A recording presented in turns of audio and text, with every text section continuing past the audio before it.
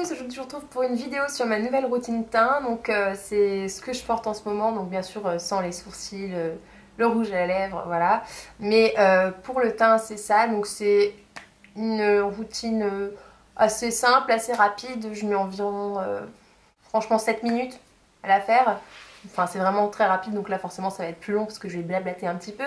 Mais voilà, c'est vraiment très rapide, c'est une routine où bien sûr il y a quand même plusieurs étapes, mais au final ça fait pas un teint trop chargé. C'est vraiment juste pour avoir un teint lumineux en automne, en hiver, parce qu'on a tendance à avoir un teint un petit peu plus terne, et vu qu'il fait gris, c'est bien d'apporter un petit peu de lumière à tout ça. Je vais vous montrer tout de suite comment je fais cette routine teint et quels produits j'utilise.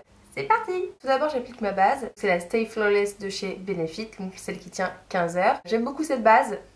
Je sais que c'est ma routine teint, mais je vous explique un petit peu aussi ce que je pense des produits et leur effet. C'est une base qui promet dans le spot de Benefit de faire tenir votre maquillage 15 heures. Donc le maquillage, j'entends le correcteur et le fond de teint, mais également d'aider votre fond de teint, etc. à ne pas couler. Par exemple, si vous avez une peau mixte à cause du sébum, etc. Donc ça sous-entend que la base sert également de matifiant. C'est totalement vrai. Je pense que c'est la meilleure base que j'ai jamais testée de ma vie, honnêtement.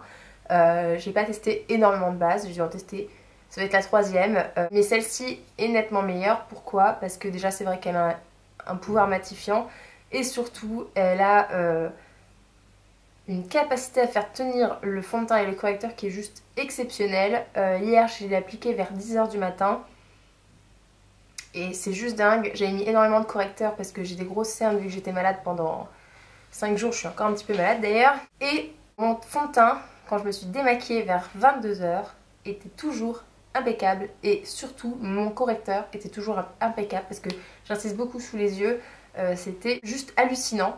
Alors on voyait un petit peu les petits plis de mon correcteur, donc je retapotais de temps en temps pour refondre un peu, mais au niveau de la tenue, de la quantité que j'ai mis, c'était juste énorme. Je n'avais aucune cerne à 22 h, c'était du délire. Même si mon correcteur est excellent, ça tient pas aussi longtemps, ça part un petit peu.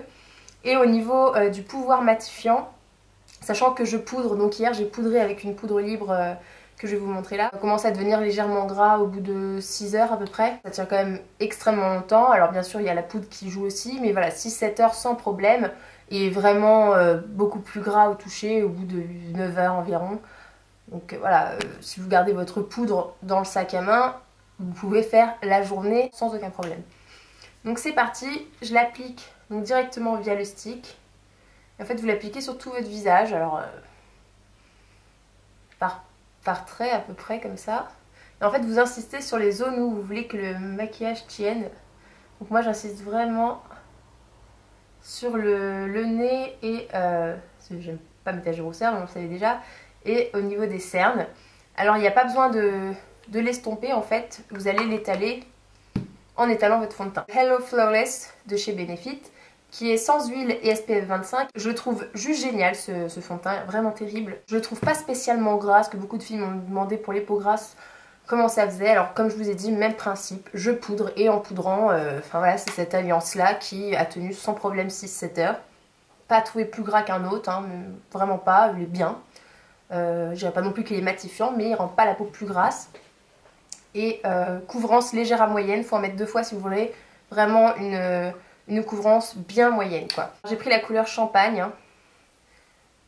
Donc je l'applique au doigt. Exceptionnellement celui-là je préfère l'appliquer au doigt plutôt qu'au pinceau, je sais pas pourquoi, pas me demander, hein.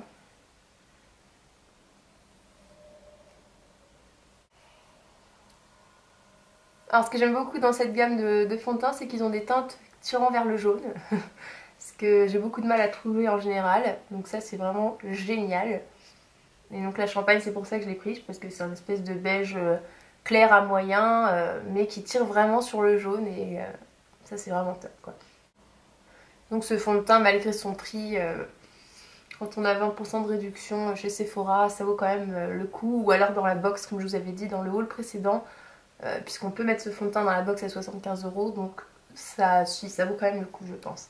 Après j'ai peur qu'il ne me dure pas très longtemps, ça je sais pas. Donc je vous dirai quand je l'aurai fini combien de temps il m'aura duré. Sachant que je ne l'en mets pas tous les jours, je vais en mettre avec 4 fois par semaine. Il faut vraiment bien l'étaler parce qu'en fait on sent vraiment que la base accroche le fond de teint. Vous voyez, ça fait vraiment un effet, on sent qu'elle se, je dirais pas qu'elle se durcit, mais voilà, qu'elle devient collante quand on commence l'application du fond de teint au bout de quelques minutes. Pas tout de suite, hein, sur le coup elle n'est pas du tout collante, mais on sent que voilà, elle a été conçue vraiment pour ça. Quand on l'applique, on sent qu'elle accroche le fond de teint, c'est vraiment hallucinant cette sensation. Je n'ai jamais vu une base faire ça. Après je vais passer au correcteur, sachant que le correcteur je l'applique au doigt également. Aujourd'hui c'est tout au doigt. Donc c'est le full cover de chez Make Up For Ever, hein, comme d'habitude. Et c'est la teinte numéro 6. Donc j'en mets surtout sur mes cernes, sur les ailes du nez, un petit peu sur le menton, histoire de faire un petit point de lumière. Et sur l'arête du nez, hein, pour cacher un peu plus mes taches de rousseur. Et donc je l'applique en tapotant et pas en étirant la matière, afin d'éviter de retirer le fond de teint que j'ai mis auparavant.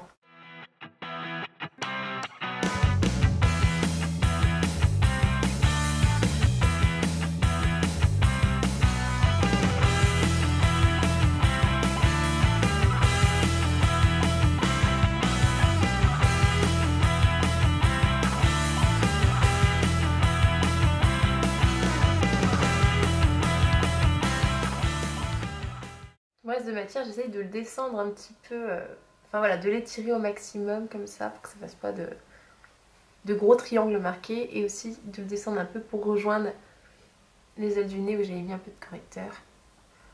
Voilà. Je vais venir appliquer ma poudre, c'est la poudre haute définition de chez ELF.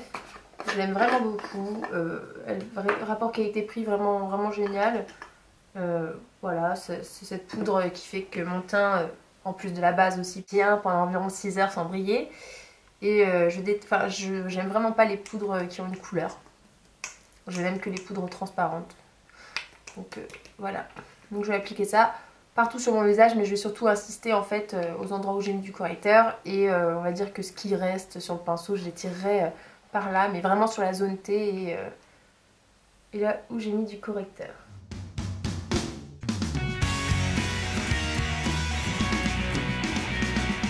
Il n'en faut vraiment pas beaucoup, hein. Si vous touchez directement derrière après l'application, vous allez voir que la peau est vraiment matifiée très rapidement. Donc là je vais passer au bronzer, sachant que c'est le bronzer que j'ai reçu dans ma dernière boîte à beauté de la marque Couleur Caramel, et la couleur c'est Terre Caramel. J'aime beaucoup ce bronzer parce qu'il n'est pas trop foncé, il y a des petites nacres dedans très légères, et puis voilà quoi. Donc en automne je trouve c'est un petit peu mieux de mettre un moins foncé. Donc je l'applique pour creuser un peu mes joues sous l'os de la joue. Donc il marque pas beaucoup, il n'y a pas besoin d'en mettre... Enfin il marque pas beaucoup. Si vous voulez un effet très léger pour l'automne ou l'hiver, une fois ça suffit. Mais vous pouvez en remettre si vous voulez un effet plus accentué. Parce que là dans le miroir je vois quasiment rien. Donc je sais pas si à la caméra ça amplifie ou pas, mais c'est vraiment hyper light. Je remonte un petit peu vers les tempes et vers le front. Donc vraiment très léger, hein.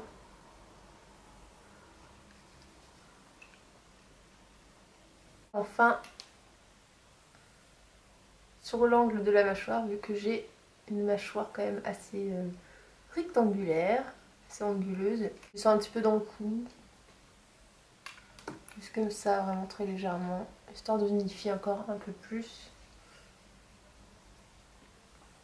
Voilà, ça c'est ma Ten Blush palette de chez Coastal Scents. Si vous voulez voir ce que j'ai commandé chez Coastal Scents, donc ça fait déjà plusieurs mois, hein, même peut-être un an, je vous mettrai la vidéo en barre d'infos en lien. Donc je prends la couleur qui est un peu pêche, pas la plus orangée mais la pêche. Et j'applique, alors c'est très enfin c'est quand même bien pigmenté, donc il faut y aller légèrement. Voilà, et j'essaye de la fondre un peu avec le terracotta.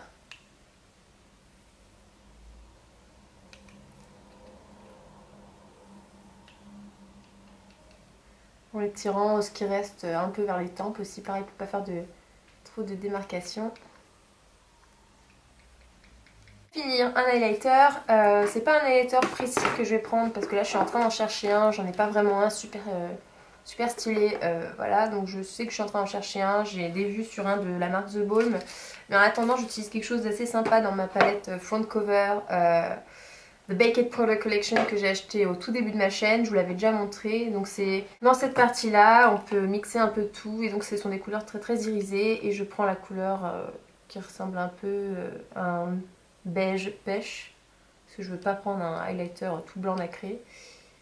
Et je viens l'appliquer légèrement en tapotant, en remontant. Il faut vraiment pas en mettre beaucoup. Parce que celui-là marque vraiment très bien. On va mettre un petit peu avec ce qui reste aussi un peu au-dessus du sourcil pour la zone de lumière. Donc je l'applique avec un petit pinceau fluffy, hein, je trouve ça plus pratique. Après ça c'est au choix, pour un effet plus intense vous pouvez faire aussi au doigt. Un petit peu sur le nez. C'est vraiment ce qui reste sur le pinceau que je remonte un peu, mais voilà, il n'y a quasi rien. Et pour finir, sur l'arc de Cupidon, lèvre supérieure au milieu. Et voilà, ma nouvelle routine teint est finie. J'espère qu'elle vous a plu les filles. Je vous fais plein de gros bisous.